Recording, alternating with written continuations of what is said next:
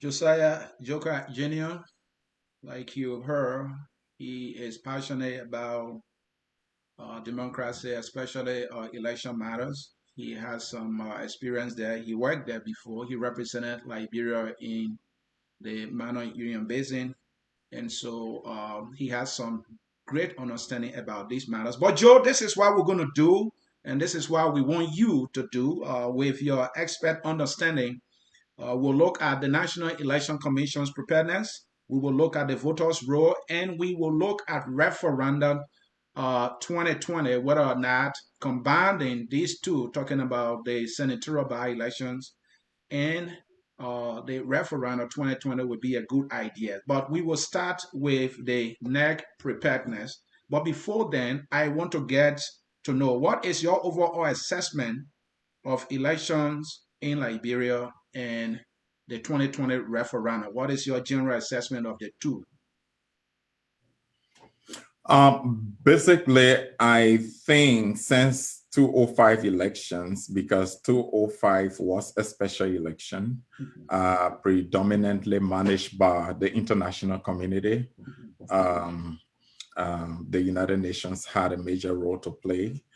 So many experts were involved from around the world, election experts who work with Liberians to ensure the conduct of the 205 elections, which was largely considered globally, as the first post-war democratic elections that brought the government of Madame Salif to power. At that time, we had to push aside some of our elections laws to make sure that we instituted policies like guidelines and regulations that will help them to conduct the elections in an acceptable fashion. Because at that time, you had warring faction leaders who transformed into political leaders and were participating in the elections. So there has to be a process whereby there was a quote unquote, a kind of level playing field for all of the parties, to be satisfied and to participate in a way that they don't go back to the bushes, they don't return to the arms. And so after that election, we then had a situation whereby we instituted the new elections law. That in some countries you call it the Electoral Id. It was the new elections law of 1986 as amended in 203 and 204. Then they had to get Liberians now to begin to manage their own electoral activities. And so you had Liberians managing largely about 75% the 2011 elections. But prior to that, the commission that constituted Liberians 100% conducted several by-elections, almost about 9 by-elections before the 2011 elections for different electoral districts across the country. And so that helped them to gain some experience, wealth of experience in the field before 2011 elections. So in elections, generally, the world over, you have 3 stages. You have the pre-election stage, you have the election stage, and you have the post-election stage. So you have the pre-election stage where you institute all of the policies that will constitute what you call the legal framework. And those policies will include the guidelines, the regulations for that particular election, or the codes of conduct, in addition to the existing elections law, both provided for by the Electoral Act, which in our jurisdiction we call the elections law, and then those provisions on election in the 1986 Constitution, they all combined are referred to as the legal framework for that particular election. So at that time, we take that time during the pre-era to put everything together to constitute the legal framework. And then you are set to go. Then you go into the election during the election stage, as we have right now is the election stage for the senatorial election and the referendum. And then you have the post-election, at which time you are able to look back at what you did during the election stage, everything you did, and be able to grade yourself and be able to write those laws so that you can move forward to hold the next election effectively. So in Liberia, we still have some issues in the elections management field. Yeah, we'll get to that, Joe. I wanted you to give us a historical synopsis first, and you did that excellently, and thank you. Now, I have a few questions here quickly. What goes into organizing an election? That's one, two. How long does it take to organize a by-election or midterm, general, and what is the approximate cost of each? And where is the money coming from? I know it's a bunch there, but I want you to tell us what goes into organizing an election because Liberians are curious now. I'll start with the last question. Mm-hmm. Money, where does the money come from? Okay. In our electoral jurisdiction, the Mm-hmm. government has the responsibility to provide funding 100% to elections. Right. But given our long-standing economic situation in the country, we always had a harsh economic situation, even funding many of our activities, education, healthcare, and governance, on which we fund elections, has been a difficult issue. So most of the time, partners contribute towards the funding of elections in our country, but it is not a good practice because it has the downside. Independence comes into question, the independence of the commission 100% comes into question in that respect. But when you ask directly where does the money come from, the money should or must come from the government to fund elections 100%. So the other questions you ask, What uh, goes into organizing an election? what goes into organizing the election? Firstly, the elections commission, uh, when they are, it depends on the kind of election. Like our presidential, our general election, which constitute the presidential and legislative election, Mm-hmm. it is clearly cast in stone by the Constitution. So the election commission must not wait. The election commission during the pre-election stage Mm-hmm. must be able to institute a comprehensive elections operation plan, and that plan must include all of the steps and the procedures, the funding mechanism, and everything must be in that elections operation. And that must be provided to the government so that the government is able to do the budgeting appropriately on time and be able to raise the money. And the elections commission too should do it in a way that it should be able to mobilize all of the elections operations logistics and everything. That includes recruitment of staff, fee staff, recruitment of consultants if necessary, the acquisition of logistics that will include vehicles and everything, mobilization of resources. So the election operation fund, that everything goes into that elections operations plan, and the government and the commission are ready to go into the electoral activities. And Joe, money is key. Yeah. Given what you know, is the NEC ready financially? Does it have all the money it needs to conduct these elections and the referendum? There is something fundamentally wrong about this election. That which is the holding of the two crucial national events together. Mm-hmm. That makes it wrong. In the first place, they shouldn't be struggling for resources. They should have a smart budget, a smart plan. The plan is not smart to hold the two events together because we have an experience of the recent past, Okay. and that's why I'm saying that. Mm-hmm. Um, Definitely, the referendum, the senatorial election is going to take away the meaning of the referendum. It's going to take away the enthusiasm. It's going to make the referendum a secondary issue. They want to brush it aside because now many Liberians will be interested, not that they don't want to, because they have now understood the concept of revising their constitution. Mm-hmm. Many Liberians don't even care about that. They're fending for themselves. They are faced with harsh economic realities, and elections has even been an issue to understand that they need to use election to exercise their franchise, which is their power to institute the kind of leadership that will deliver upon their mandate. That has been a difficult issue, a long-standing issue. Now you are adding the issue of referendum, which we experienced in 2011, did not work for us, for the most part. So holding this referendum and the senatorial election is going to be a difficult situation for the Elections Commission. Right now, as I speak to you, the Elections Commission has not gotten the requisite funding for both events. The commission is yet to even determine what the ballot is supposed to look like for the referendum. And remember, Anthony, this is an issue-based election. It is not a facial election where somebody will see Anthony's face and just make instant decision, even if they were not prepared. But this is something that someone has to look at a symbol to do the interpretation of the symbol, or even read. It's like a comprehension kind of thing, right, before they make a decision. Now you have to look at the literacy situation of the country. If you want to have a referendum in our country, it's always good to have one issue, like one proposition, where you will take all year round to sit with the people, to communicate with them, to educate them on the significance and what it's going to look like and how they should make the decision. That is not the case with this situation. Yeah. Having more than one proposition is going to be a tough situation, and it's going to be difficult to have people even voting for the referendum and voting in the election.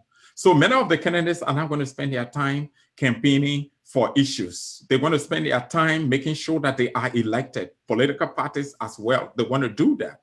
And the senatorial election is definitely going to be a litmus test for 2023, how the Elections Commission will perform.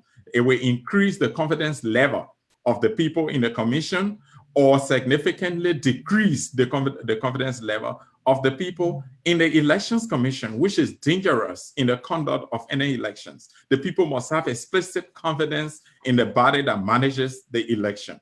And so, Joe, right. Let me hold you there. Further down in the interview, we will come to the referendum. I have some specific questions about that. Let's understand the election commission. I know we have more than 3 commissioners, right? Correct me how many there are. I want my viewers also to know how many there are. And why we have that number of commissioners, why there are specific responsibilities. I just want to get an understanding of why multiple commissioners, and how do they work? How do they coordinate for the successful holding of election? Tell us. The commission, you see, we don't have anything in the constitution called board Okay. of commission. Okay. What we have is the commission. The Okay. constitution, the commission. Okay. And the commissioners are the one who constitute the commission. Okay. You got it? Yes. The commissioners are the ones who constitute the commission. Okay. So the 7 of them make the decision on election matters. So when they meet like, I think it's every Tuesday. They meet every Tuesday, and then they discuss all of the matters that come before them on elections. The institute policies is their right. They announce election results. It is their responsibility. All of these things are by law. Even the number of commissioners is by law. So it is not done in isolation of the laws. Everything that's supposed to be done by the commission should be guarded by the laws. Yeah. So the commission is the commissioners. Now, after the commission, that's the commissioners, you have the secretariat. You have the people who do the day-to-day activities, headed by the executive director, the secretariat, and that secretariat gives direct support to the commission. They do clerical works, they do communication of all sorts, everything. They coordinate, with the magistrates in the field. That level I'm coming to right now in terms of the role they play. Then the other layer is the layer of magistrates. You have the senior magistrates and you have the assistant magistrates. These are the guys who conduct the election. These are the guys who are critical in the conduct of elections, because they are giving the mandate by the commission to go out and conduct elections, and the commission don't interfere, because the magistrates has their roles clear. They are supposed to conduct the elections and provide the returns in terms of conducting the elections and providing the results to the commissioners. And when the commissioners receive the results, their role is authenticated. Their role is to accept and announce to the public and the world. So the guys who actually do the work are the magistrates. So these are the people who work with the staff in the field, who manage the staff in the field, who conduct the elections and interact with the electorate.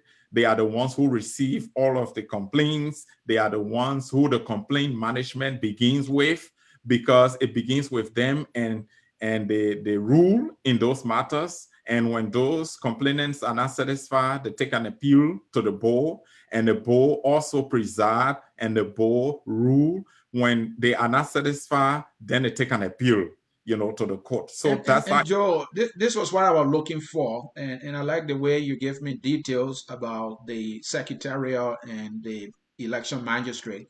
What I'm trying to understand here is that I know. Let's look at the ministry. We have minister proper. We have deputy for fiscal affairs, and that person deals with fiscal issue. So at the commission, you said there are 7 of them. It said that each commissioner has a specific responsibility or provides specific supervision on a specific election matter. That's what I want to get from you. Right, they have oversight responsibilities. Mhm. Each of them have oversight responsibility. Okay. Civic and voter education, you have a commission that has oversight responsibility. Okay. So the oversight responsibility is just to make sure that they work with the department responsible, the civic and voter education section responsible, Mhm. to make sure that the work goes on effectively, and they report to the board in that respect on civic and voter education matter. So you have others, with other oversight responsibilities.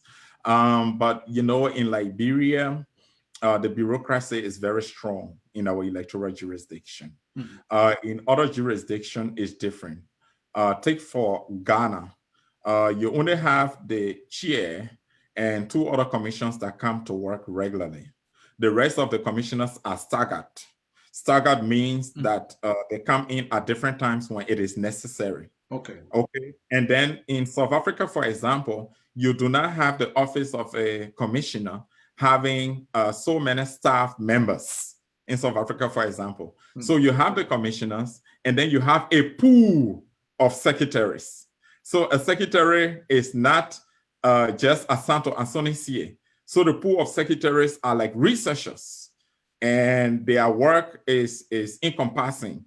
They do research, they do secretarial work, they do everything. So that pool is responsible to all the commissioners. So what they will be doing, they will be reducing the bureaucratic structure, the bureaucratic nature. They will be making the channels very simple to follow. So Anthony can walk from her office and come to any of the secretariats in the pool to pick up a document or to pick up the result of any research or anything. So Anthony doesn't have to have a specific kind of secretary to do. But in Liberia, it is strictly bureaucratic because that is what the structure is. Okay. So the administrative staff is decided upon by the board, but the commissioners and the magistrates is strictly by law.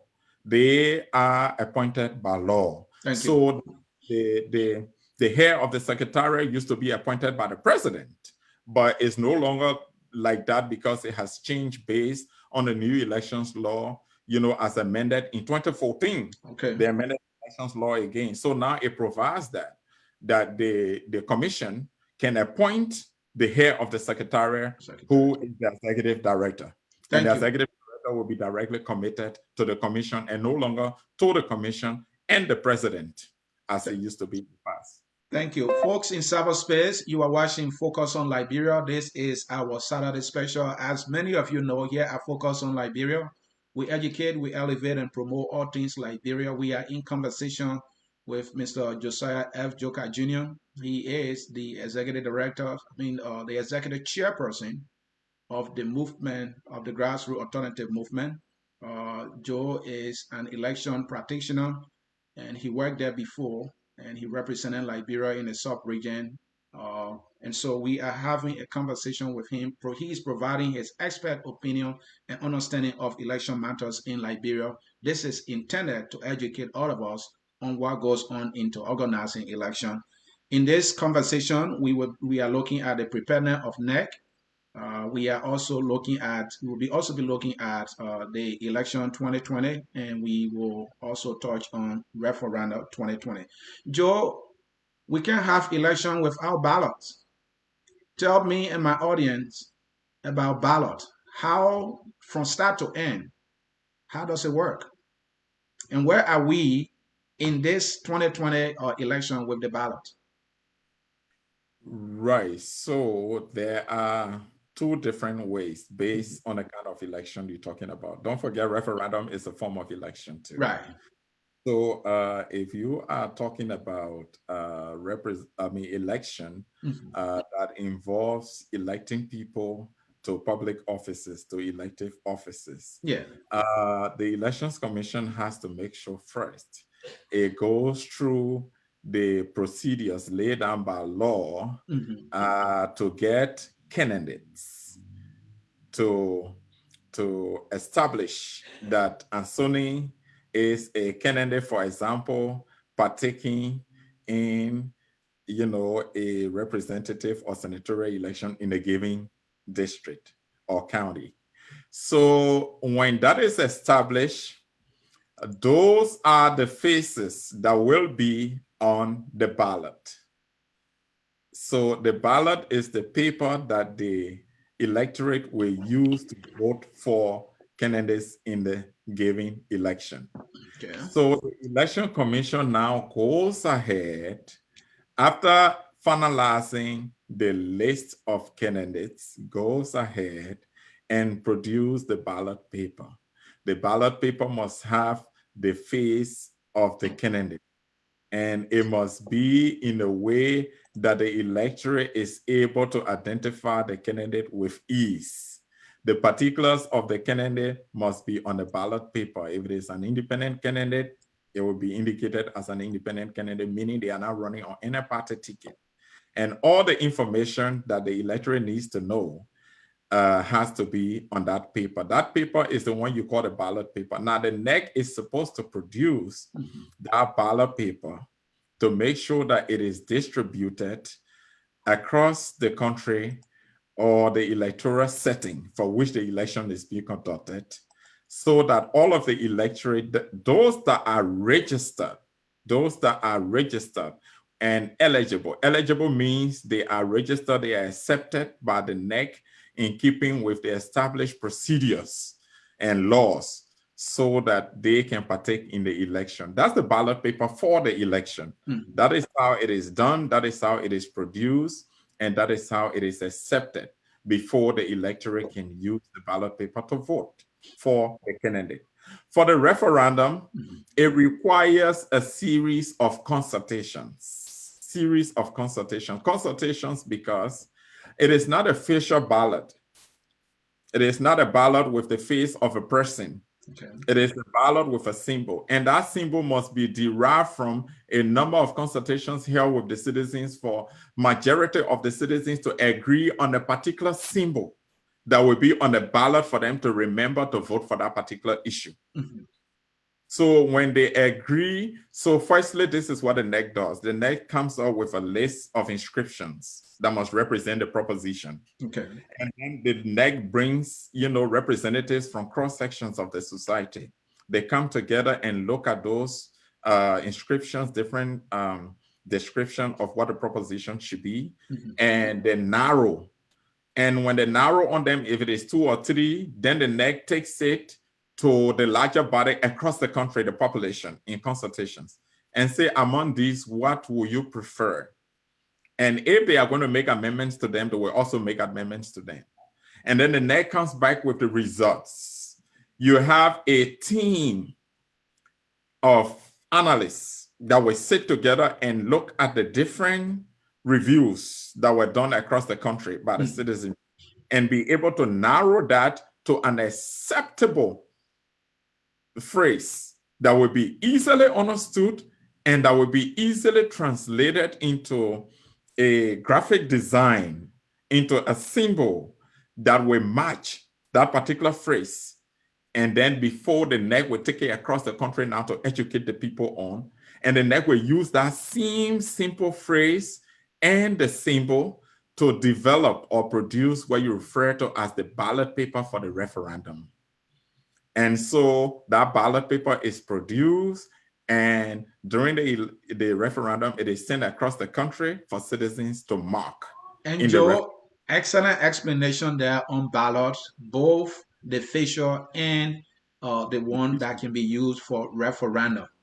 My question is, where are we now with those two for these elections that are pending?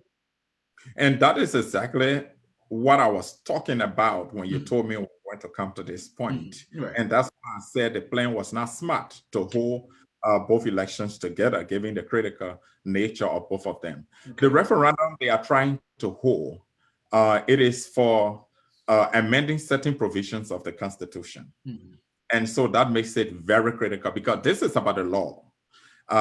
Improving governance is contingent upon the appropriateness of the law.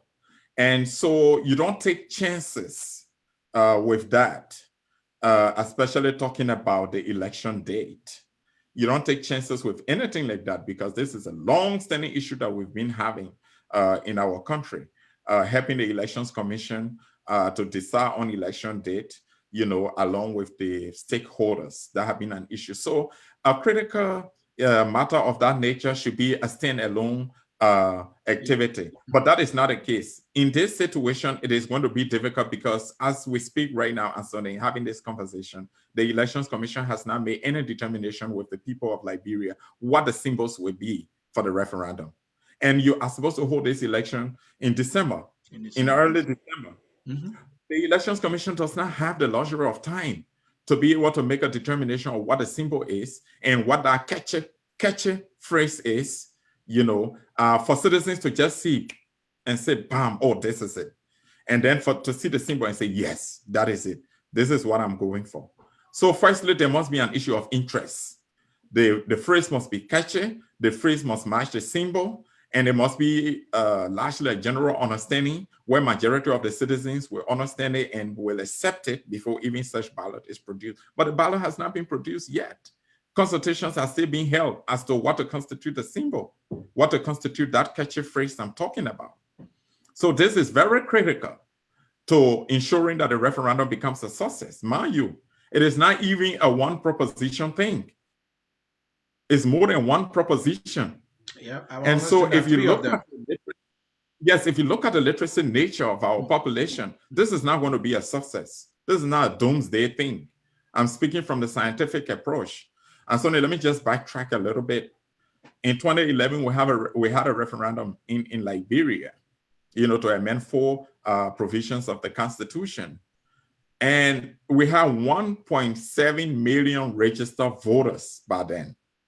And when that referendum was held along with the legislative and presidential election, which was now also a smart decision, let me confess, let me say that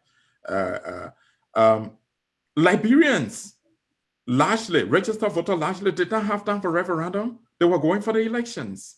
Some of the political parties were even campaigning against the referendum. And the general feeling amongst Liberians at that time was that they versus us. They saw the referendum thing to be the interest of the upper class, quote unquote, the upper class versus the lower class. So the lower class, many of them who constitute the voting population were like, oh, okay, they're doing it again just to rob us, just to suppress us. This is not about us. This is about them. And then when the election was, because at that time I was involved, I was engaging with the population, with registered voters and other Liberians largely. I was going across the country, talking to them, discussing the referendum in the media, discussing in public fora, open fora. And these are the feedbacks that we're getting from the people, specific questions that we're asking. What makes you think that if we vote for these propositions, that you guys are not coming against us? That's the first illiteracy kind of question that they were asking. And it's not the fault of the people because democracy has not been nurtured in our country in a way that the people understand that they have the power to use election, whether through electing people or through a referendum to change their laws, to give them a good life, a life of good quality. They have never understood that about elections and democracy in general. So it's not their fault. So they come up with these irrational or these misconceptions and that makes it difficult, for democracy to thrive in our country. So it's going to be a little bit difficult in this 2020 election for Liberians to largely vote for the provisions in the referendum. Now, I was talking about 2023. What I was trying to say was that of the 4 propositions, when the elections were held along with the referendum, Liberians of 1.7 registered voters, only a little over 615,000 voted in the referendum. When NEC tabulated and counted the referendum votes cast, none of the 4 propositions made it, got the two-thirds required votes to pass. So what really happened was that one of the political parties filed a petition against the Elections Commission for wrongly counting or tabulating the result of the referendum, because what the NEC did was that it set aside the invalid votes and did not include it. So the Supreme Court ruled that the NEC should go ahead and include the invalid votes. No, I think the NEC, sorry, I was giving the wrong information. I think the NEC included, so they asked them to set aside and delete that. So that was the reason we have one of the propositions passing. And let me make that the Supreme Court rule that the NEC should set aside the invalid votes. And if I delete it and then do the retabulation, that was the only way that one of the propositions made it, which was the whole election and for members of the legislature, both houses, you know, we have the bicameral legislature, both houses, that there should not be absolute majority. Thank you, Joe. Majority. Thank you. Again, folks, this is Focus on Liberia. We are in conversation with Mr. Josiah Joekai Jr., an election practitioner, and we are looking at NEC preparedness. We will very soon be going to the voter roll. We're also talking about Referendum 2020, and we want to know where we are. Joe, look at these pieces of information you have given within the symbols for the prepositions, and there are 3 of them. There has not been any decision yet as to what the symbol is going to be. Least to talk about the catchy phrase. We have barely 2 months to these elections we're talking about. Even the official ballot is yet to be printed. I think Election Commission is one of states trying to certificate candidates. There are some people who look at the little time we have to do all the volume of work. I mean, not even forgetting about voter education. They are saying, well, we shouldn't hold the elections, talking about both the by-elections and the referendum. Where do you stand on this? You think there's any logic in what they're saying? I think, like I said from the outset, that the plan to hold both together was not a smart plan, a good plan. And I agree with those who say that we should suspend or postpone the referendum, but we should shift focus 100% to the senatorial election, because we have to have the senatorial election. That is non-negotiable for me. The senatorial election should be held, but shift focus to the senatorial election. And our law is flexible. The legislators have the opportunity. They can come together just through one resolution. They can strike that to postpone the referendum. And when you shift focus 100% to the senatorial election, yes, you will have some good outcomes, because the NEC is going to be focused on just making sure that they conclude the candidate listing, and then they shift focus to mobilizing, you know, the mobilizers, the civic educators, to deploy them effectively across the country on one subject, that's the senatorial election, to make sure that people are adequately informed and they are moved to be able to vote, and to make sure that our precinct and our voting centers are set up effectively in a way that people are able to vote without any hindrances across the country, and that the returns are brought back, you know, in an effective way.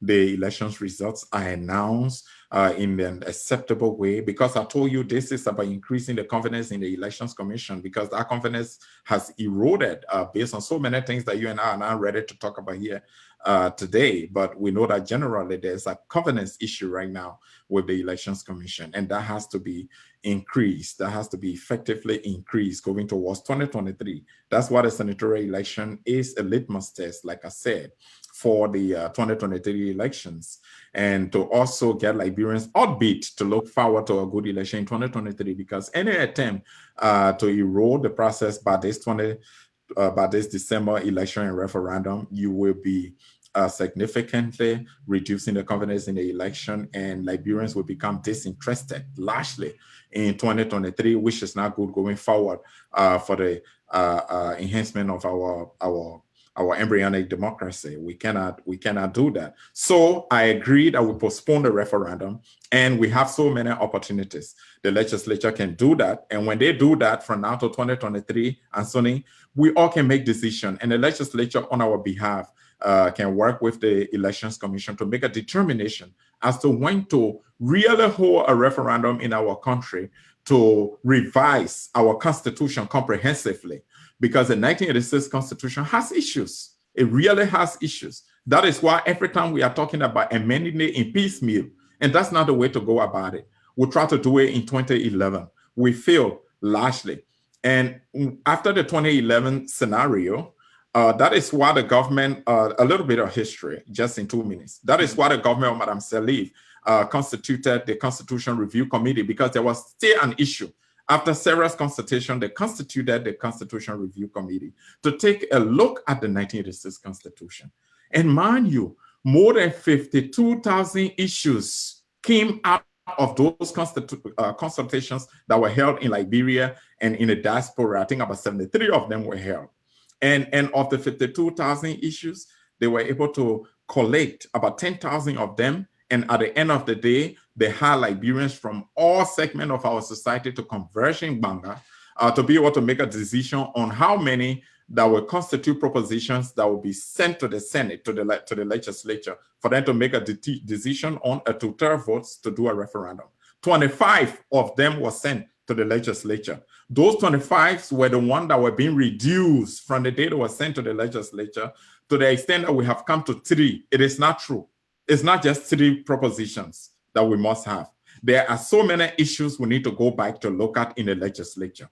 I mean, in the 1986 Constitution. Okay. And to be able to come up with a decision to revise the Constitution. That way, you can put one brand new draft constitution to the Liberian people in a referendum and ask them to accept a new constitution or not. And it would be easy to do that, to come up with a ballot of that nature, very easy to educate the people, and very easy for them to go and vote to change the law, to improve their governance. Because until we can improve our constitution or revise our constitution, we are still going to have serious governance issues in our country. Thank you. Joe, Focus on Liberia had Senator Vani Sherman here, and he said something that was like a surprise to me. I try to pay a little attention to these things.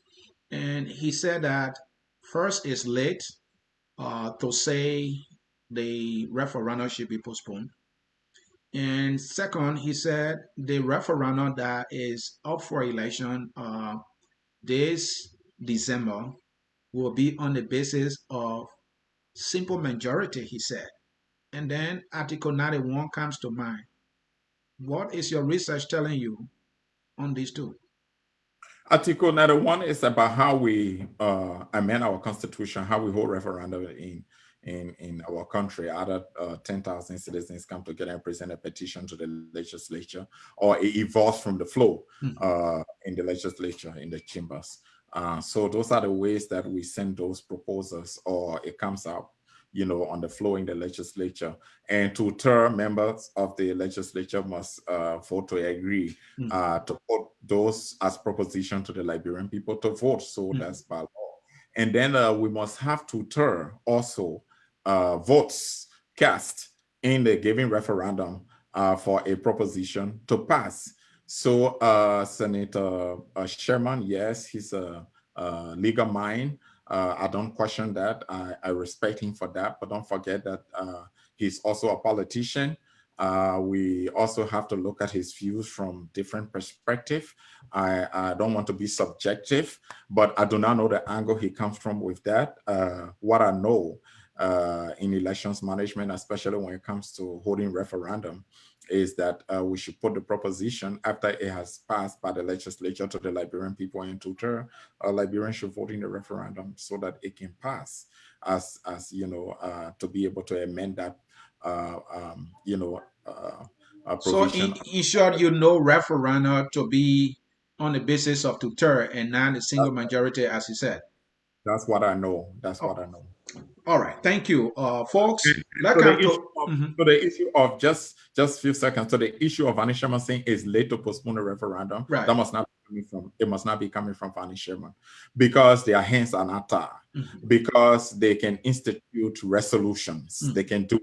And they have to do this for the Liberian people. It's so sad and sunny. Do you know the grassroots alternative movement wrote the Liberian legislature, both houses, time enough, about a month and few weeks ago, asking them to postpone the referendum based on coaching reasons that we outlined, and also made a proposal as to how we can proceed after the postponement. As I speak to you, not the Senate, not the House of Representatives had even acknowledged our communication that was so widely publicized by the media, and even some other pro-democracy institutions also added their voices to the call to postpone the referendum. So this coming from Vanny Sherman resembles the action of the legislature, not to even talk about the request that was submitted to them formally, a formal document submitted to them. And I'm sorry to say, this is irresponsible, and this is lack of interest in making sure that the work of the Liberian people, is done. I can say that to any of them at any time. I personally had conversation with some of them. You sound so disappointed. I'm disappointed regarding the request that was sent to the legislature, the action of the legislature.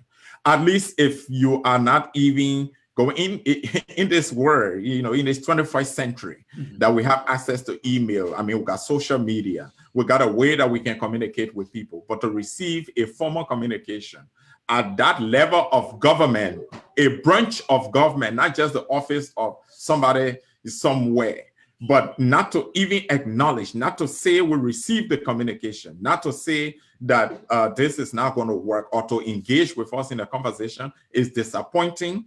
It is disheartening, and I feel that their action is very irresponsible. At least expected that on the part of the legislature. That Apparently, was you didn't do enough follow up with them. That was done. We did that, Mr. CA. We did that. We use every means. We talk to office staff. We try to reach the offices of the Speaker and the Senate. We did that. We reached out to the communications offices of both houses in the legislature. They tried. They made effort, but members of the legislature just did not pay any attention to it. They downplay it. They push it aside as though it was not a national concern. That is disturbing. That is very disturbing. It's frustrating, and I think it's just consistent with their action that the Liberian people know. All right, let's come to the voter roll. That is the one that we heard about, and in fact, it had to go to court. First thing, what is the voter roll and what is its significance? The voter roll is critical in the holding of any given election. Without the voter roll, you cannot have election, because the voter roll constitutes a list of eligible people. Eligible means qualified, Mhm. qualified people to vote in the election. And you can determine the credibility of the election based on the integrity of the voter roll. That's how significant the voter roll is. If you ask me, what is its significance? It is very significant, very important. In fact, the credibility of the election begins with the integrity of the voter roll. So, Joe, we hear about cleaning up the voter roll and updating it. What does that mean? Um, you know, you can do different cleanups. what you can do with an existing voter roll, you can audit the voter roll for independence. To audit the voter roll means you have to do a comprehensive review of the voter roll. And there are things that you look for. One, you look for duplicate names. You don't want to see Josiah's name 3 times on the voter roll with different addresses. Meaning that Josiah will have the opportunity to vote more than once on the voter roll. And that brings the voter roll into question. 2, you want to make sure that you don't have the name of dead people on the voter roll. You want to make sure that those names are removed from the voter roll. So the list is long. We can go on and on. Yeah, then what's about update? That's cleanup you just explained, to my understanding. So what is the update? So updating the voter roll is also adding names of people who turned 18 following the last election, and they are now registered. So you can also include their names there, but you have to make sure that their age and is something legit, is something acceptable that you can add.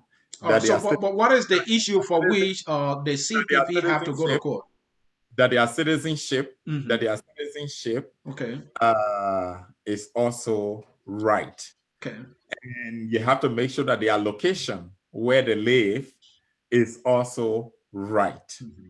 So you see, the update process also requires people correcting their information. There might be people who were living at a certain place when they registered originally, but they are no longer there. And they want you to change their particulars based on their recent new address. Thank you. On their new address. So the problem with the current voter roll, I've said it over and over, and I will not have any regrets for that, which is something that we need to pay keen attention to. I've maintained that, as far as I know, and this is my view, is not institutional. As far as I know, the current voter roll does not have the credibility to be used for the conduct of any elections right now. The current voter roll has so many issues, and I will list them to you. Anthony, in 2011, we worked with Waymark Infotech to do a duplicate search on our roll. They had to do a facial recognition process. And when they did that facial recognition process, we identified more than 10,000 duplicate names on the roll. And in keeping with laws, we put those names on the CD at that time. That was a requirement. The law says you should store them electronically, and you should also provide hard copy of the electronic file, both to the Ministry of Justice. The Ministry of Justice then authorizes the Elections Commission to remove the duplicate names from the roll. Since those files were submitted to the Ministry of Justice, the Ministry of Justice, to my understanding, has not given any authorization to the Elections Commission to remove those names. We had a situation whereby in the 2017 election, we raised the issue. I raised the issue. I'm sure you read those articles from me. The International Monitoring Group on elections in Liberia got concerned. They invited me. We discussed it. ECOWAS got involved. ECOWAS sent a team to come here to work with the Elections Commission to remove some names from the roll. But that was just close to the election. In fact, many political parties and other stakeholders did not feel that that was enough to clean the roll. That was not cleaning the roll. It was on a particular complaint. So many of those duplicate names are there. I raised the issue with the senators. They invited the Elections Commission chair.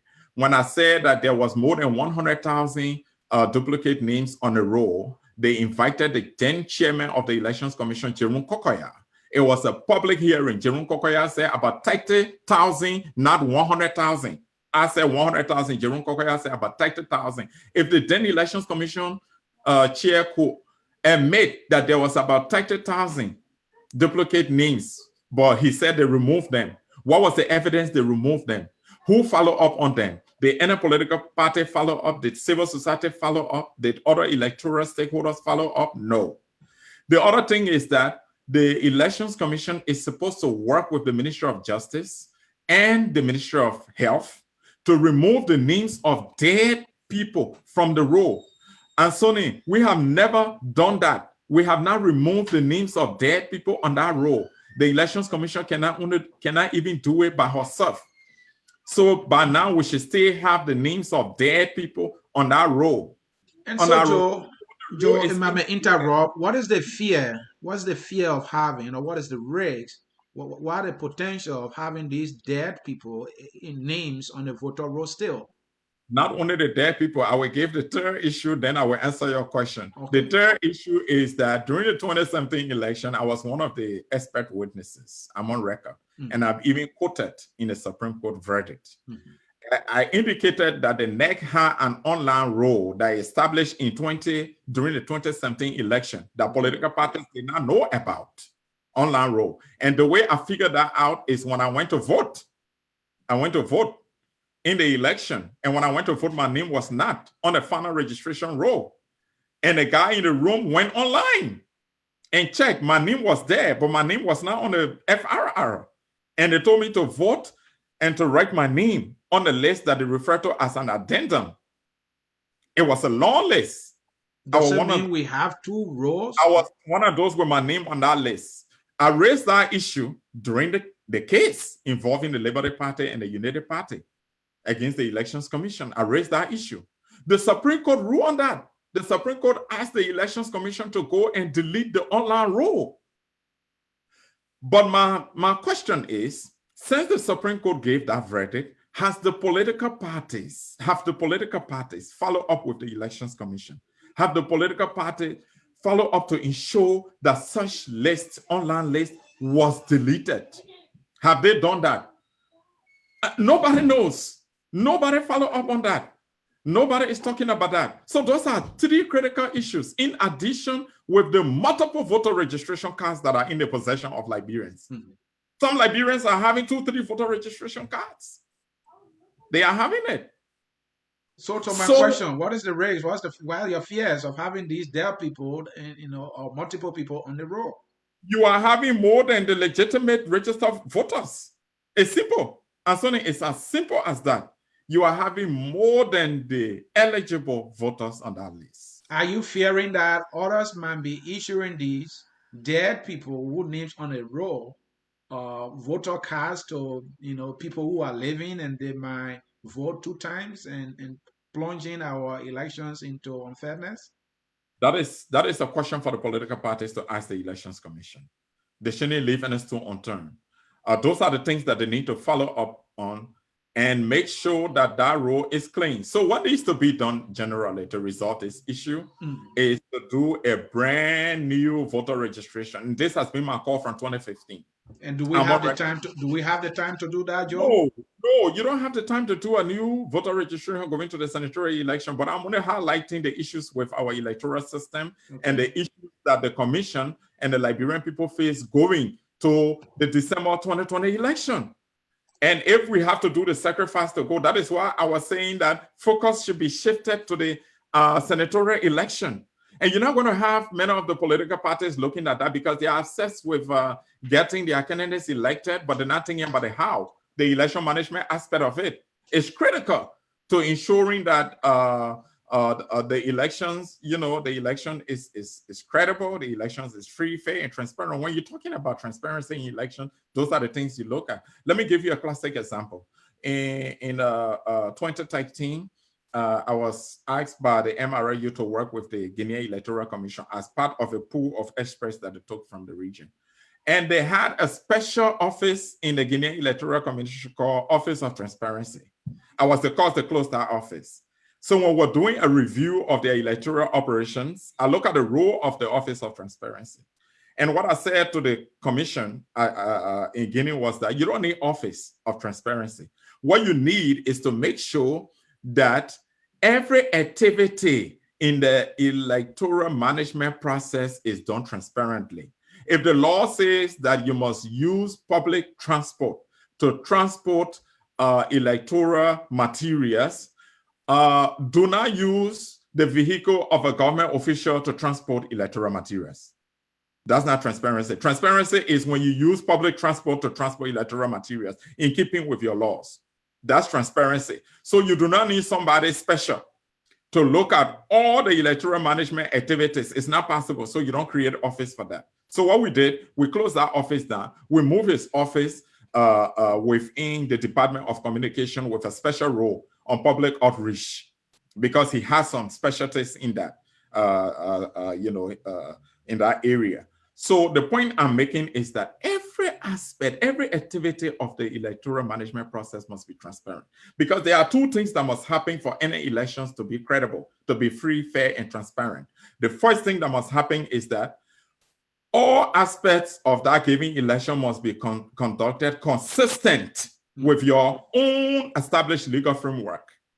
And the second thing is that they must be conducted consistent with internationally established benchmarks. Those are the two things that must happen for your election to be deemed free, fair, and transparent. And what I just talked about the voter roll, those are some of the critical issues that we are having with the roll. And the roll is one of the issues, one of the challenges going forward in conducting elections in Liberia. And if we have to do a brand new voter roll, I think we should go biometric. And the government should consider that as a national project. And it's a project that they must not even consider a secondary issue. It should be primary. Primary. One biometric voter registration system that so many institutions are linked to. Joe? Yes. Another issue that have been in the news is the voter trucking. We've seen that others are calling it a violation of our election laws. What's your expert understanding on that? The elections law does not speak to trucking. Okay. As trucking, or the word used in the laws as trucking. Okay. But there are so many things that trucking, so many, things that trucking does to our system, to our election. Yeah.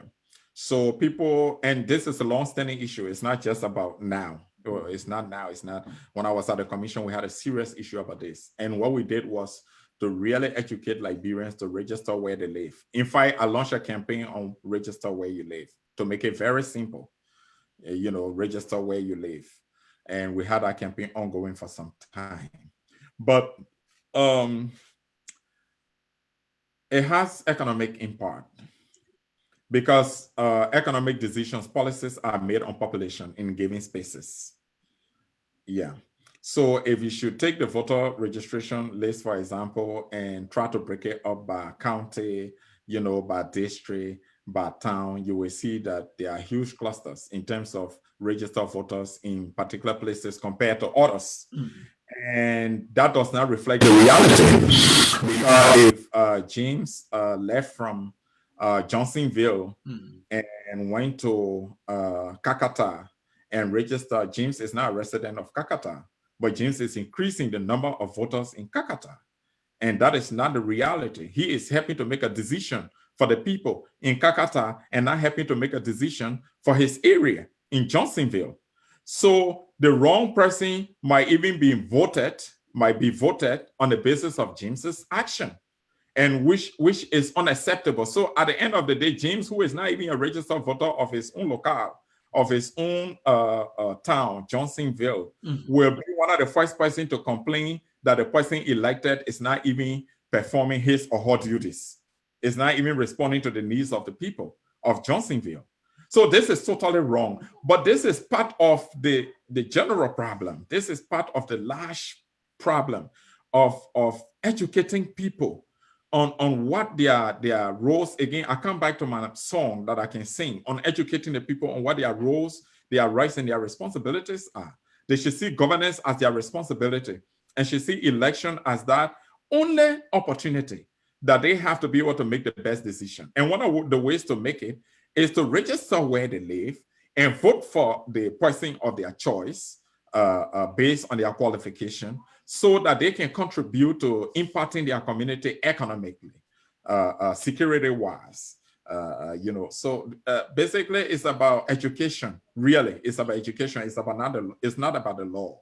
All right, Joe, you mentioned something earlier. I was keeping it. That is biometric IDs. That is tied into voter registration and so on and so forth. I ran into an article yesterday talking about the Liberian, I think, registry about identifications in the country. Um, Here in the US, just to give an example, I have my state ID Mhm, that if I'm to go vote, I show up with it. mhm. So the registry here in my state send that record to the election body. So the election body has its own rule, but it compare it with what the states provide. And so it's a lot easier. Uh, should we have a system like that in Liberia? Will it help with this duplicating of voters? Some people having two, three cards. What do you think would be the best solution? But that's exactly what I said. I said we should have one national biometric registration Okay, with so many institutions attached to it. okay. You will have your Ministry of Foreign Affairs benefiting. The Mhm, passport issue, mhm, information can be accessed so easily. You will have the National Elections Commission benefiting. mhm. Like that, realistically, citizens who are 18 years and above, their data can be available to the Elections Commission. That's what I'm saying. And you will be addressing the issue of costs. You will be removing some of the financial challenges. We can do that in our country. Right, We honor 5 million people. We can do that in our country. We can do it easily. What we need is the commitment and the political will to do it. right. And I tell you that that has been the issue, the political will, a long-standing issue. We had the how you call it? Was that the survey? Yeah, the census done Right. in, I think in 2000. That was 2008. The census done. And when the report went to the legislature said they must not use it for election purposes. They should set it aside for development. From that time to now, I'm still thinking it's incomprehensible. If you don't use it for election purpose, but you should use it for development, what better development purpose you should use it for? You don't use it for election purpose. And election purpose is major. When you are supposed to use that list to determine the population in the different districts, to set constituencies as provided for by the Constitution, opposed to electoral districts. We have not been able to address that, even though it's by law. The second census came. Have we done it? We didn't do it. It's by law. This is why I'm saying we should review these things. But equally so, the political will matters. And people are doing these things for political reasons. They're very selfish. It's for their political interest. But you know what? Liberians will never understand that because they see governance as a favor. Those who are in power, they always see them as doing favor for the people. They don't see them as people who they elect with a responsibility to cater to their well-being. They don't see it that way. If Liberians were holding their public officials, their elected officials accountable, we won't be here having this conversation. Probably the subject would have been different And because a lot of the things would have fallen in place. But that's not the case. And Liberians have not stayed honest to that. That is why when I was at the Elections Commission, all of these things, thinking about these things, I did a proposal to the United Nations Development Program with the approval of the commission for us to conduct a national survey on the understanding level of the Liberian people of the electoral system of Liberia. The first recommendation in that survey report says that the government should establish a National Civic Education Commission, a commission that will be able to educate the Liberian people on their civic responsibilities, on their civic duties, to know what their roles are, their contributions in the governance process, to know what their rights are under the law, to hold their officials accountable, to know what their responsibilities are, to keep their own country safe, their community safe, and everything. It's part of the decision making in terms of who serves as your leader, what qualities you should look for in the person, and not out of favor. But when the people are poor, because there's an economic dimension to this whole thing of election, that's why sometimes people say democracy thrives in affluent nations, you know? And so people are educated economically, people have good standing, and so people don't have to influence them with material things to vote for them. They don't have to do that. People say that, people make that analysis. What can we do to lift the economic standing of the Liberian people? It's political also. It's a political challenge. What can we do to lift their standing so that the people are able to make independent and informed decisions? That's what we should do to bring up first the Liberian people at that level. That is why I also add my voice strongly, and one who commissioned that particular survey. That survey report is there. It was presented to the government. Nothing was done. No action was taken.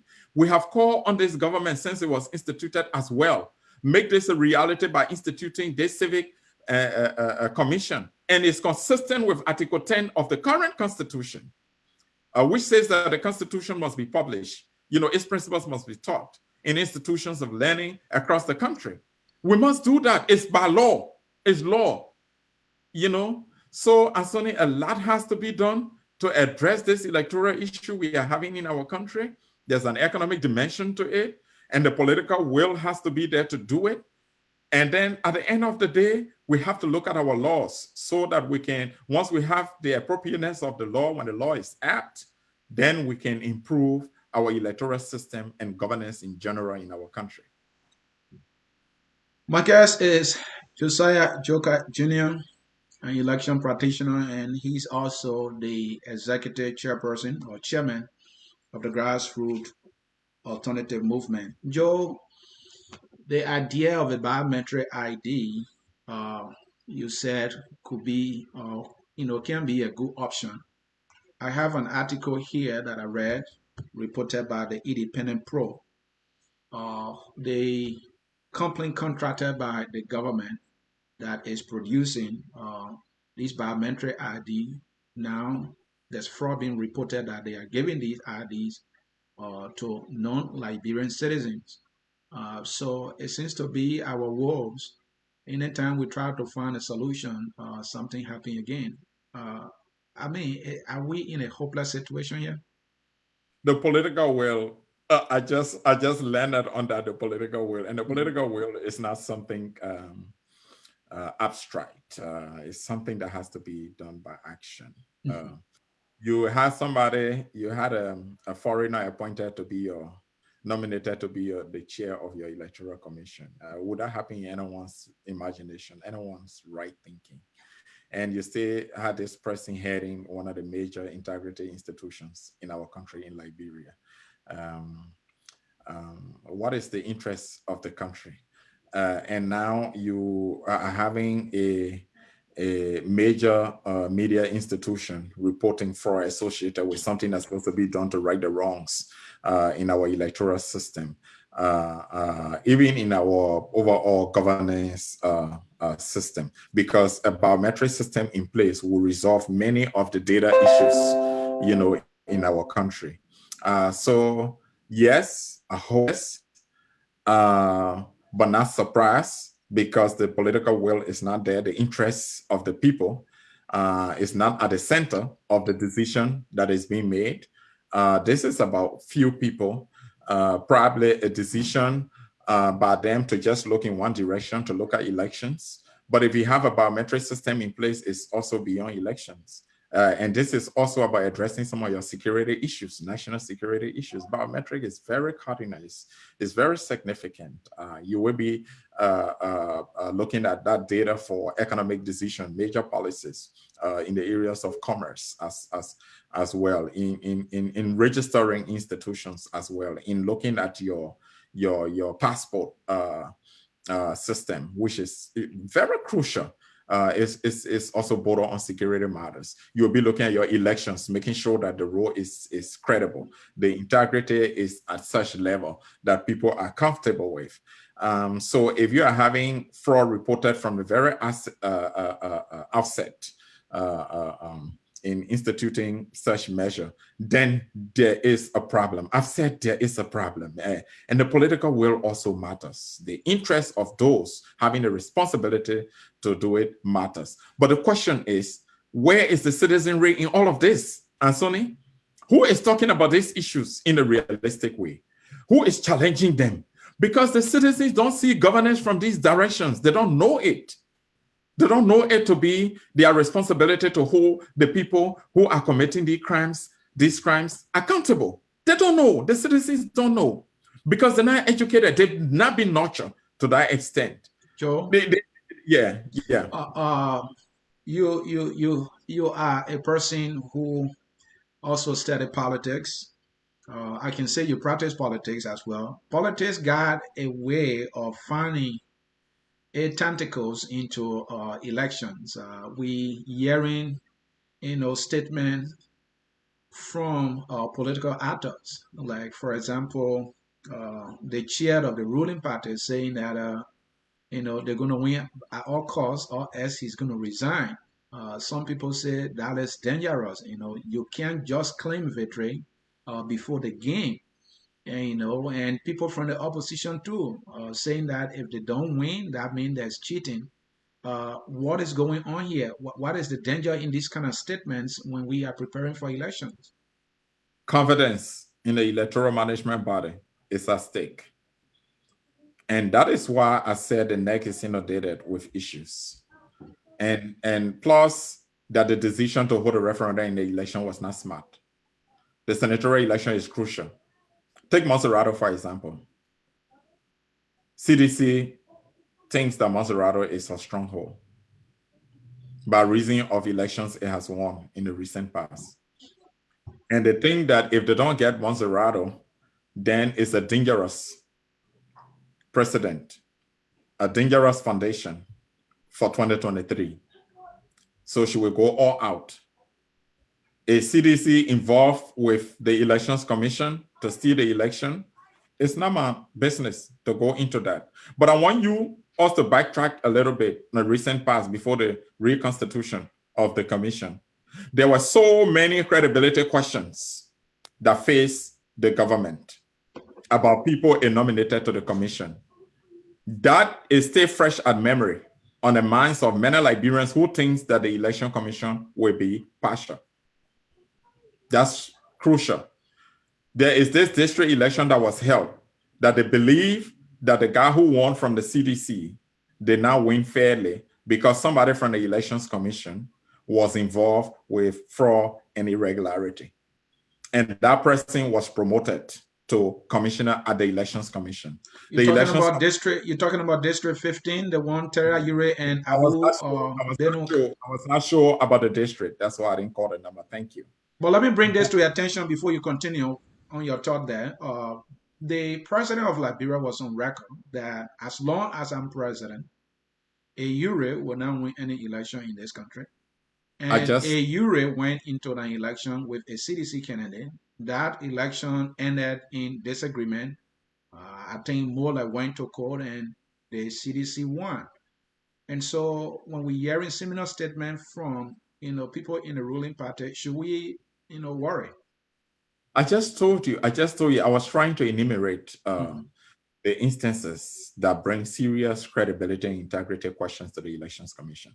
And in my discussion, I've emphasized that a lot has to be done to increase the credibility in the commission, because when that is eroded, it is dangerous for holding any free, fair, and transparent election. So I was enumerating, and thank you for also adding that. So all of those combined poses serious credibility questions to the Electoral Commission. So when the chair of the CDC comes out and says that they will win at all costs, then the general feeling among Liberians is that cheating is going to take place. And that is dangerous going forward in these elections. So I'm saying, yes, it's a genuine call for worry. It's a genuine cause for concerns going in these elections. And the party, the government, has a greater responsibility to ensure that the Electoral Commission performs independently. They have a responsibility to do that. You don't want to undermine that credibility. Then you undermine everything that happens. And public officials have to be mature and responsible in the statements that they make, in the comments that they make. Even when you are a governing party, you are also there to contribute to maintaining stability, maintaining peace, and increasing the comfort of the people to go into these electoral activities. But what I see happening is a total contrast to what should be happening. And those statements are not welcoming. And I think it's a cause for concern. But as I'm saying, do the political parties even know the implications of this concern, the opposition? Are they raising it cogently? How are they engaging with the governing party? How are they engaging with the integrity institutions? How are they engaging with the legislature, with the court? How are they engaging with all of these things to make sure that there is an increased comfort level, that they go into these elections with confidence that when it is free, fair, and transparent, that anybody can win?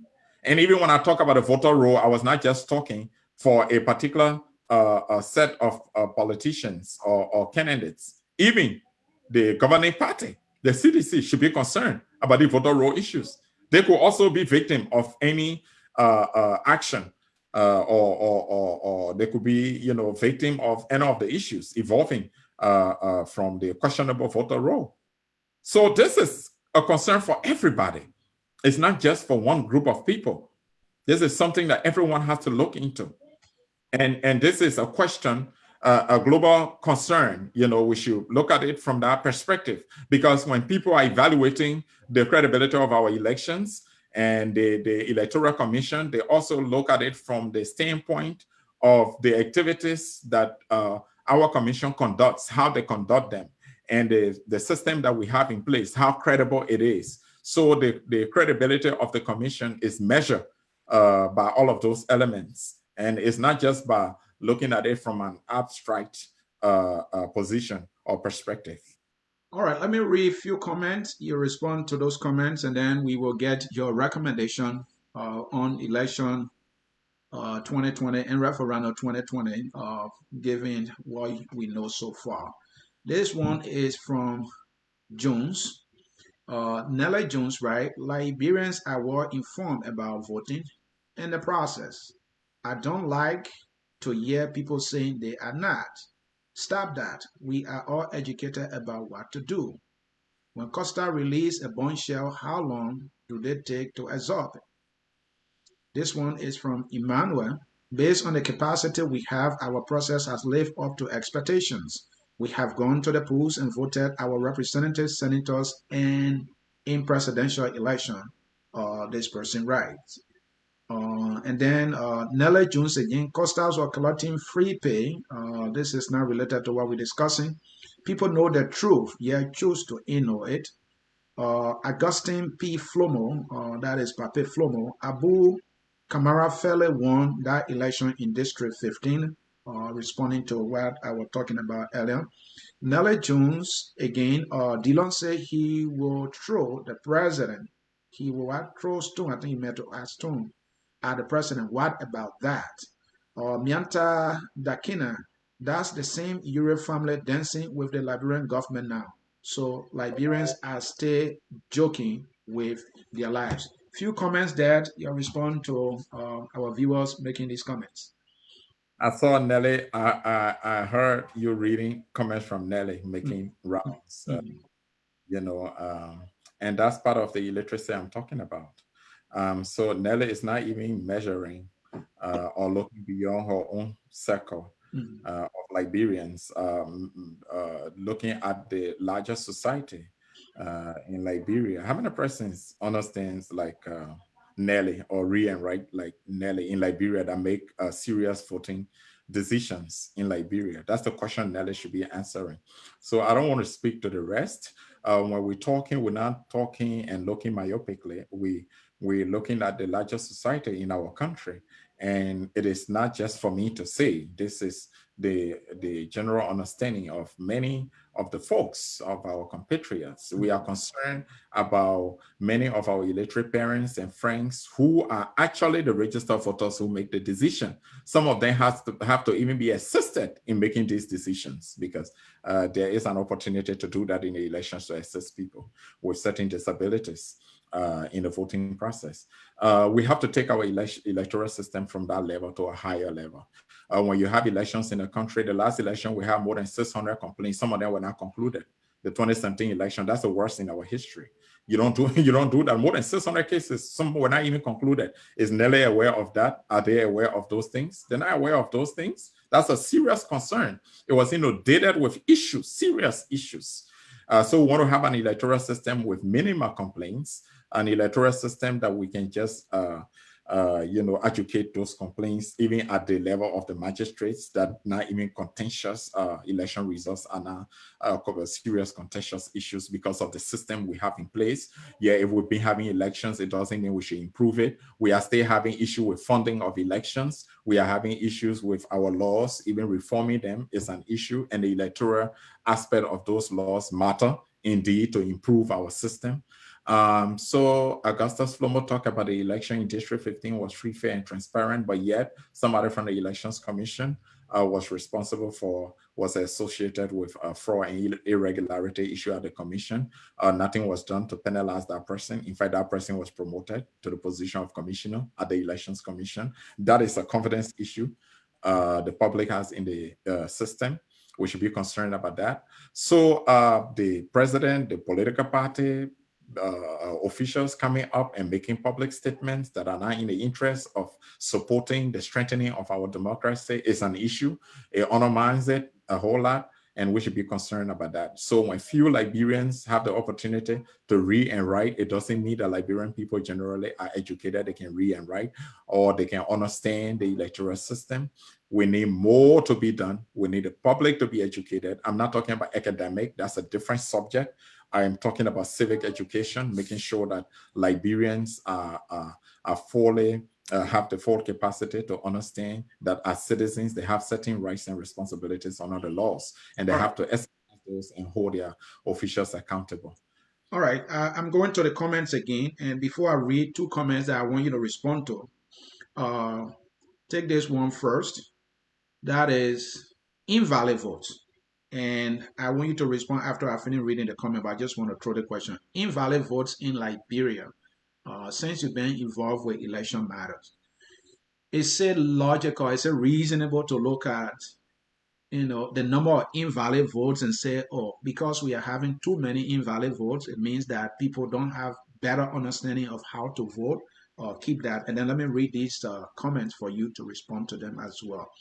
This one is from Augustus P. Flomo.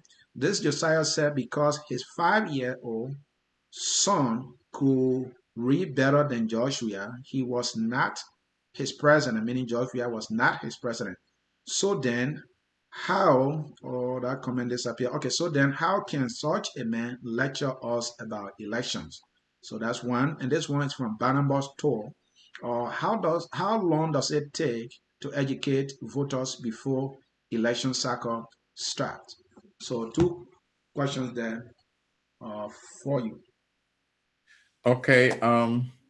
So the fact that I participated in elections doesn't take away my understanding and experience in elections management. That's the first thing I want to say. So there's no coherence there. Whoever asked that question, I don't see any coherence in your question. So I took part in the 2017 elections. And before I did that, I resigned from the Elections Commission law in 2015. He has to understand that. And I participated in the election, running for a seat in District number 3. I lost and I conceded publicly. I also show support for the person who won out of decency and as a citizen that love my country. Was my right. I lost the election, did not take away my life, and it gave me the opportunity to strive. A lot that I learned in the process that gave me more experience. You need to know that, Augustus. And responding to George Weah elections, everything that I said, that was from me as a citizen. That was my view, and I had a right to say what I said. Yes, I said that, but that has never changed my view about helping George Weah to lead. As a matter of fact, right after I made that comment, I wrote a 9-page open letter to George Weah, and I appeared on 3 major radio stations in Monrovia. I discussed the letter, and I said in the letter why I did not vote for him, and I stood by it. And in the letter, I made several recommendations to George Weah, and I said to him that in as much as he was not the candidate that I voted for or supported, but it was my responsibility as a citizen to contribute to the governance of my country with my experience and my background. That makes me a decent, a productive, and a patriotic citizen. And I did that to George Weah. And from that time to this point, I'm discussing here today on this show, tells you that this has nothing to do with my view about George Weah being president. This is about my background. as to who I am, what I have contributed to my country, and what I can still contribute. So the points I'm making here, I think well-meaning Liberians do understand that I am making positive contribution to improving our systems that will contribute to the overall recovery and development of my country.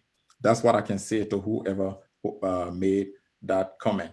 The issue of invalid votes, I can tell you, when Sierra Leone had her 2012 elections, I was there as head of the observation mission for the MRU, the Mana River Union, the 4 countries to observe the election and report on the election. So after Madabio and the other candidate, their votes coming in sequence. After the first, the person leading, the second person in place, the third was not a candidate. The third highest was invalid votes. Anthony, invalid votes, very high. And to the extent that people are referring to the invalid votes as the third candidate in the lead, wow. Invalid votes. Yes. So the point I'm trying to make is that invalid votes comes firstly as a result of many people not understanding the procedure. Some of them mark the ballots wrongly. Not that they don't know who they want to vote for, but they just mark the ballot in a way that is wrong. Some of them is out of sentiment. I want to vote for Anthony. Anthony is on the ballot. I correctly vote for Anthony. But because I hate Joekai and Joekai is on the ballot, so I go and do all kind of stuff on Joekai face. I mark Joekai face. I mark the box near Joekai. And my good vote that I just did for Anthony, I have just destroyed it. Because I'm supposed to mark the ballot once. These are the kinds of educations that you should give people in voter education. That is for voter education. Somebody is also saying that Liberians understand electoral matters very well, and how long should somebody be educated for them to understand voter matter? It's not voter. You got 2 educations that you need. You need a voter education and you need a civic education. The civic education talks about your responsibility as a citizen to vote in election. The civic education talks about the things that you need to do to make your country better. Election is one. So it's a must. When you reach the age and meet the qualification, you must vote. There are many citizens that tell you that me, I'm not voting, and nobody pay me, I will not vote. What you think is the understanding of that election? The person who asked that question have heard that. If they are realistic enough, many of their compatriots have told them that. For me, if Johnson don't come and pay me, or if they don't pay me, I'm not voting in this election. Many of them don't vote. That is why sometimes we have low turnout in election. So the number of people who vote in election gives the mandate, strengthens the mandate. If you have fewer people voting for you to a particular position, there is an issue. It means that many of the people did not support you. You have to do a lot to encourage those who support you to know that you are serving those who voted for you and those who did not vote for you. So those are several reasons why we have so much to do to educate Liberians on why they must see election as a crucial opportunity for them. So those who are boasting that Liberians understand elections, it's not true. Liberians on the average don't understand the importance of elections in their country. And I will continue to say they see election as just a mere event, as something periodically they should take part in. No, it's not a mere event. When you are voting, education is on the ballot, no matter where you're voting for. Healthcare is on the ballot. Security is on the ballot. Foreign affairs is on the ballot. You know, everything is on the ballot. Your living condition is on the ballot. Job creation is on the ballot when you are voting. It's not just a mere event. That is why there are issues. Joblessness. People who you vote for, they don't create jobs. They don't invest in the economy. They don't create opportunity for investment. They don't do that because they don't see it as a responsibility. There are people who don't have that qualification, that understanding, and knowing that they have that responsibility to you. So no, I disagree with you. I respectfully disagree with you. Nelly, Augustine, or Augustus, or whoever is on making those comments, I disagree respectfully with you people. Liberians need more education and understanding of what their civic duties are. If patriotism is still an issue, it's lacking in Liberia. It is because people don't understand what they need to do for their country. They don't understand that they need to hold their government accountable when they don't perform, when they do wrong things, when they steal their money, when they don't create opportunity for investment, for job creation. So election is not just the event. After the election, you have to follow up. That is part of strengthening your democracy. After election, now that's the first step. When you elect the people, then you follow them. You make sure that you hold them accountable, and you don't just make noise. You don't just go in the street and protest. You don't just do that. But you take the actions that will remove them from office, that will replace them with the rightful people. That is what you do in your country. When you protest, they don't come back to you and bribe you. And you go back to them and support them. And you don't blindly support people. In a democracy, you have to speak truth to power. And you have to be realistic, because the role that you play encourages those who you elect to make sure that they deliver on your mandate. So that is what we need. More education. We need more people Certainly we do, and I couldn't agree with you, Joe. Even though others see it that way, I don't know. When we say education, people are thinking otherwise about academic. It's about understanding the processes and the reason why people vote. Seeing, the idea of that civic duty. Let me interrupt you a little bit. Let me interlope. When I was running, I was clear and direct. And the people said that it was arrogance. It was not arrogance. Now, many of the people who say it was arrogance, now they call me now and go back to apologize for the things they say against me. I said to them, hey, you have the opportunity to vote for me today so that I work with you. We improve your conditions. We lift your economic standing. We create opportunity for jobs and investment. But if you choose not to vote for me, it's no problem. You don't have to. I'm not going to compare you. But what I'm not going to do, I'm not going to bribe you to vote for me. I'm not going to give anybody a cent. I'm not going to give anybody a material thing. The only thing I will do for you is make myself available to encourage you and to tell you. But if you choose not to vote for me, I'm going to be okay. My family is going to be okay, because I have certain level of education by the grace of God, and I have certain level of experience that will always give me job. And I did not lie. Anthony, you are in the US and you know me, I live in the US. I work for a global company, Blue Crest. I have oversight for Canada, for Australia. I have oversight for North America. And my family is okay. I'm not saying it to boast, but I was saying it to them to let them know that the election was not about me. And that was misinterpreted that I was arrogant. That was arrogance I was demonstrating. No, they didn't vote. But it didn't take away from me what I'm capable of doing. So the point I'm making here is that you have to be, firstly, we have to be realistic to ourselves, the people who are going into this as candidates. If we all go and tell the people, and don't keep bribing these people and buying votes from them and telling them the truth, it's going to sink into their heads, their minds, telling them what election is about and how it will change their lives. That's what we need to do. That is what we need to do. The voice of Josiah Joekai Jr., an election practitioner, the executive chairman of the Grassroots Alternative Movement. In an exclusive, we focus on Liberia, and we have been discussing NEC preparedness and referendum 2020, as well as senatorial election 2020.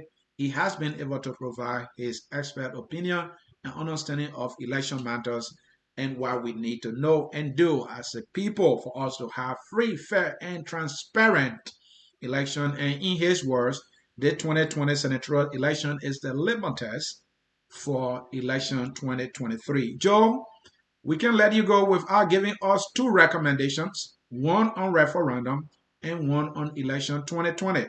What is your recommendation? Because people say sometimes we talk and we don't tell, how we can make it better. How can we make it better on those two? I'll say a lot in terms of what we can do, but let me just, since you asked me specifically, scrap out the referendum, postpone it.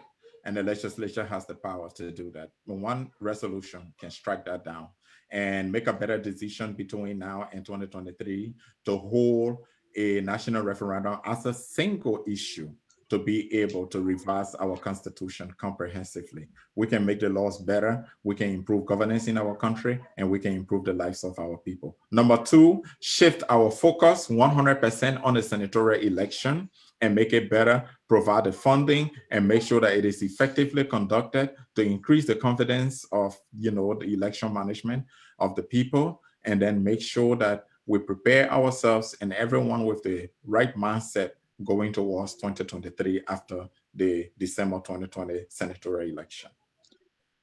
Thank you, Josiah Joekai Jr. for those two excellent recommendations and also providing your expert understanding of these questions that we had for you. I think you did what we call you for to do, and we can't thank you enough. And I'm sure that many of our viewers are also appreciative of your time, and we are focused on Liberia. We'll not hesitate to reach out to you should we need you again to provide some understanding on the things you have better understanding on. On that note, we want to say thank you and thank you again. Folks in cyberspace, this is how we will come to the end of our broadcast. As always, we have a song here, and that song says we are all Liberians. The matter, who you are, ruling position, opposition, no position like myself. Joe, are you a no position? No position. No position. Okay, whatever position you are, that song says we are all Liberians and we have one country called Liberia. Let's love that country jealously because it's the only country we will always have, and that country only. And until that glorious Lamb of Liberty comes, maybe by God's command or by the political will, I am saying to you, enjoy that song 1 minute, and bye bye from us here at Focus on Liberia. Joe, thank you. We'll talk again. Bye bye. We are Liberia. Liberia is our home. Liberia people. Unity, all we want. Liberia, oh. Unity, all we want. Liberia, Liberia.